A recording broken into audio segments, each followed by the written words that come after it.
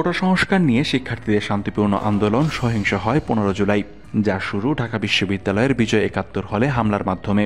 শিবির ছাত্রদলের লোকজন হামলা চালায় ছাত্রলীগ ও সাধারণ শিক্ষার্থীদের ওপরে। ঢাবিতে হামলার প্রথম ভিকটিম সাবাত আল ইসলাম। সহিংসতার সূত্রপাত এখান থেকেই। হামলায় গুরুতর আহত হলেও কোনো মতে বেঁচে যায় বিজয় ৭১ হলের মুক্তিযোদ্ধা ও গবেষণা বিষয়ক সম্পাদক সাবাত আল ইসলাম।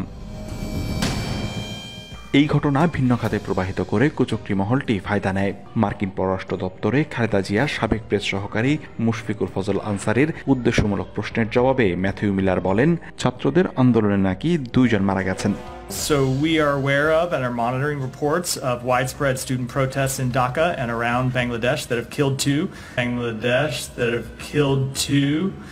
যার সবই মিথ্যা। তখন পর্যন্ত বাংলাদেশে এই আন্দোলনে কেউই নিহত হননি।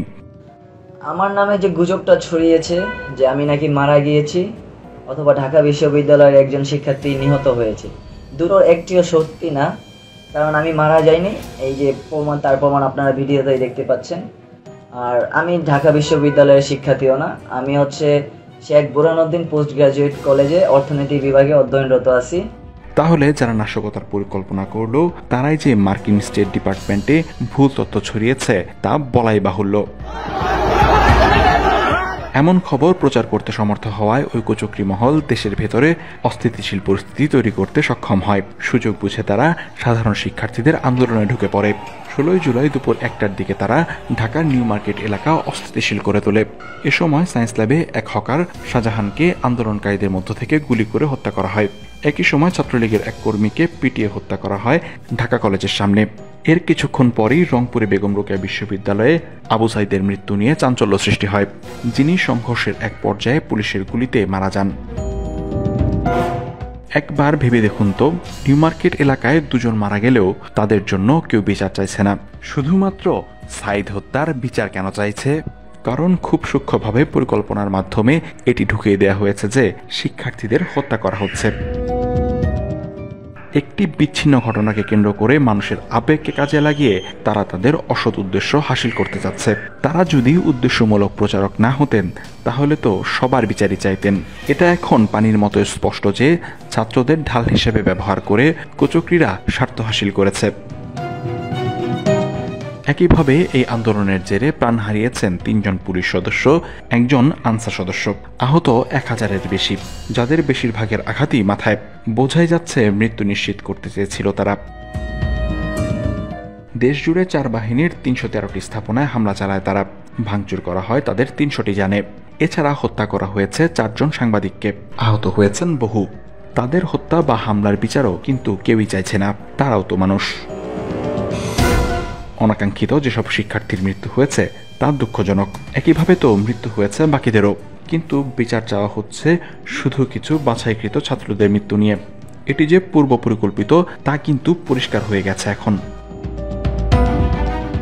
সরকারের পক্ষ থেকে বারবার বিভিন্ন গুজব বন্ধের চেষ্টা করা হয়, কিন্তু দুর্বৃত্তরা এর আগেই সুকৌশলে রাজধানী সহ সারা দেশে সহিংসতা করে। হামলা চালায় দুর্যোগ ব্যবস্থাপনা ভবন, সেতু ভবন, স্বপ্নের মেট্রো রেল সহ বহু স্থাপনায়। বাদ যায়নি হাসপাতালও। সারা দেশের অনেক স্থাপনা ক্ষতিগ্রস্ত হয়। তাদের রুখতে জারি করা হয় কারফিউ, মোতায়েন করা হয় সেনাবাহিনী। সেনা সদস্যরা মাঠে নামার কয়েক ঘন্টার মধ্যেই তারা পুরো পরিস্থিতি নিয়ন্ত্রণে আনে। শান্ত হয় পুরো দেশ, স্বাভাবিক হয় পুরো পরিস্থিতি। কিন্তু সেই কুচক্রী মহল এখনও সক্রিয়। শিক্ষার্থীরা আন্দোলন প্রত্যাহারের পরও তারা শিক্ষার্থীদের নাম ব্যবহার করে দেশকে আবারও অস্থিতিশীল করার পায়তারা করছে। কয়েকটি জায়গায় তারা ইতিমধ্যে একত্রিত হওয়ার চেষ্টা করেছে, কিন্তু সেনাবাহিনী মাঠে থাকায় তারা কিছুই করতে পারছে না। এই স্বার্থান্বেষী মহলের গুজবের বিরুদ্ধে সচেতন থাকতে হবে, না হলে বিপদে পড়তে হবে আপনার নিজেরও। কেননা দেশে অরাজকতা চললে আপনি নিজেও বের হতে পারবেন না, নিরাপদ বোধ করবেন না। দুর্বৃত্তরা যে ক্ষতি করেছে সেগুলো ঠিক করতে কাজও শুরু করা যাবে না। অনেকের অনেক গুরুত্বপূর্ণ কাজ আটকে যাবে। আপনার পরিবারের যে মানুষটি বিদেশে আছে সে আপনাদের নিয়ে চিন্তায় থাকবে। রেমিটেন্স পাঠাতে সমস্যা হচ্ছে, হুমকিতে পড়বে রিজার্ভ। দেশের অর্থনীতি বিপর্যস্ত হলে 20 বছরেও তা পুনরুদ্ধার করা যাবে না। বিদেশের শ্রমবাজার চলে যাবে প্রতিবেশী দেশগুলোর হাতে। তাই সচেতনতা অবলম্বন করে এই সময়টি পার করতে হবে। এমন কোনো কাজ করাই উচিত হবে না যাতে দেশ ও আপনি ক্ষতির মুখে পড়েন।